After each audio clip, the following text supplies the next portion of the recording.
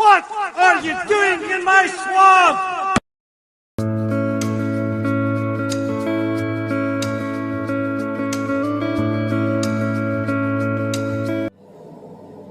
Hello everybody, this is Ogre Boy and I'm going to be doing my review for the 1981 movie, The Fox and the Hound.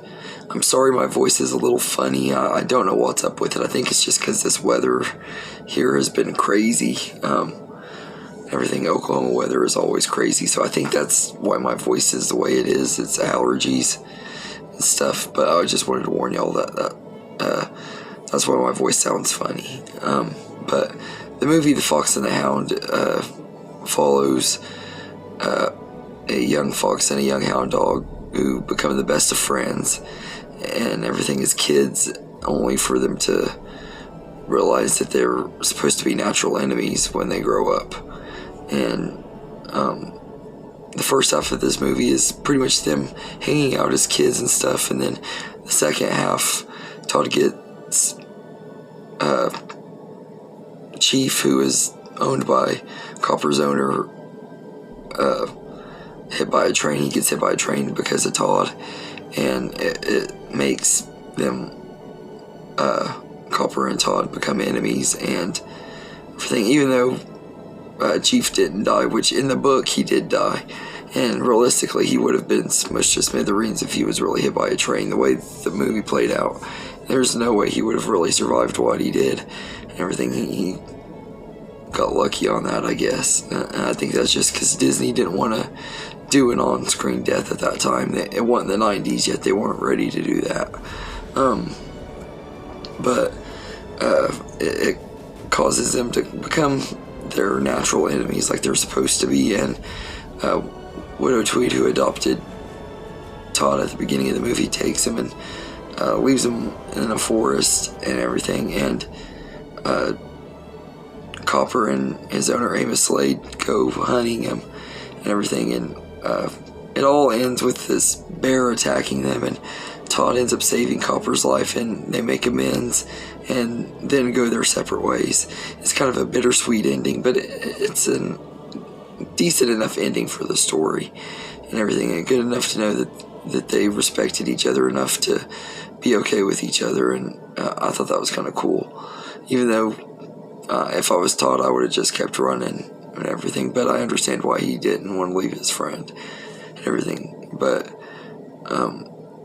yeah, this movie is a lot of fun, and the animation is great. It holds up really, really well. There's not really any of that sketchiness. It doesn't feel low budget like some of the ones from the 70s did and everything. You can tell this movie was still a smaller budget than other animated movies, but it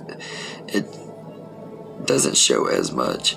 And I have a huge bias towards this movie because this was my first animated movie, my first Disney movie and everything, and really one of the first movies that I just remember loving and everything. This one and The Wizard of Oz are the two movies that kind of got me into movies and stuff, and I don't give this one as much credit as I should, because this one did have a huge part in why I became the movie buff that I am and everything. I just absolutely love this one. I will say, as an adult, it's not as entertaining as it was when I was a kid. I found it to be a lot more fun as a kid, but I've never really watched this movie and disliked it or thought that it's aged bad or anything like that. It still is a really good movie. It's just one of those movies that isn't quite the same as an adult as it was as a kid. You see the more innocence and funness of it, but it just isn't quite the same, if that makes sense. But I don't love it any less. I still think it's a really great movie, and the characters are some of my favorite Disney characters. Aside from Copper and Todd, you got Big Mama and then Pinky and Boomer, who are these two silly birds. Paul Winchell, I think, does the voice of Boomer, and everything. He's just really, really funny. He does that Tigger laugh that every time he does that laugh, it cracks me up for some reason.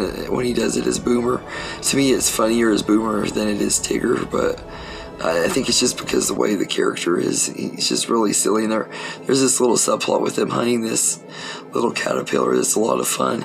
It didn't really necessarily have to be in the story. They could have taken it out and it wouldn't have changed anything, but I'm still glad it's in there because it's just a little fun, cutesy moments and stuff with the birds and everything. They're kind of the comic relief of the movie. And it does have some really sad moments and everything too. The scene when Widow Tweed takes Todd to the forest is just heartbreaking and everything. I become a blubbering mess every time I watch it and everything. As someone who had to get rid of a pet that they didn't want to get rid of, I know how hard that is. So that scene kind of hits close to home and everything, because I had to get rid of a dog a long time ago. When I moved, I just couldn't take it with me and everything, so I had to get rid of it. And it's hard to get rid of a pet, so that's like one of the most realistic Disney scenes where, you know, she's having such a hard time knowing she's gonna have to let him go and everything. And he meets Trixie, who is a pretty decent character, and he meets some other characters in the forest and everything. A grumpy old badger and a nice little porcupine that let him stay the night with him. That was pretty cool. So it has some good characters in the second half too, but my favorites were always Big Mama and Dinky and Boomer, or Binky and Boomer. I think it's Dinky though. I love them though. They're hilarious. And the songs in here, there's not very many songs in this movie. The main one is The Best of Friends from at the beginning of the movie. I love that song that Big Mama sings. And then the other one is I don't actually know the name of it, but the one where they go kablam, elimination, lack of education. I love that song too. It's just really catchy and funny, but I don't actually know the name of that one. But I think the songs are great in here. The love song for him and for Todd and Trixie was just okay. That song isn't one of my favorites. It's probably my least favorite song of the movie, but aside from that, I love the other two songs, and I think this is a really entertaining movie, really enjoyable, and it was a good one for the old men of Disney who were working on this film as their last one, the ones that worked on it for the last time and stuff. This was a good ending for their time at Disney and stuff. But and Tim Burton even helped make this movie too, which is really cool. Like, I think he was one of the on here. I don't exactly remember what he did, but he did work on this movie, so I thought that was kind of cool too. That was a cool little fun fact that I had learned not too long ago. But so I'd say I'd give The Fox and the Hound I'm gonna go out on a limb here and just give it a 10 out of 10. I don't really think there's anything about this movie that I would really change, that I dislike and everything. A huge part of that does come from the nostalgia though and everything. But I just love The Fox and the Hound. It's one of my favorites, so it's been one of my favorites for 30 years now, as long as I can remember. I mean, it's a great movie. So anyway, let me know in the comments what you think of The Fox and the Hound. And once again, I'm sorry about my voice. Hopefully by the next video I'll be feeling better and it won't be like this. So but I hope you enjoyed this video, and have a good day, everybody.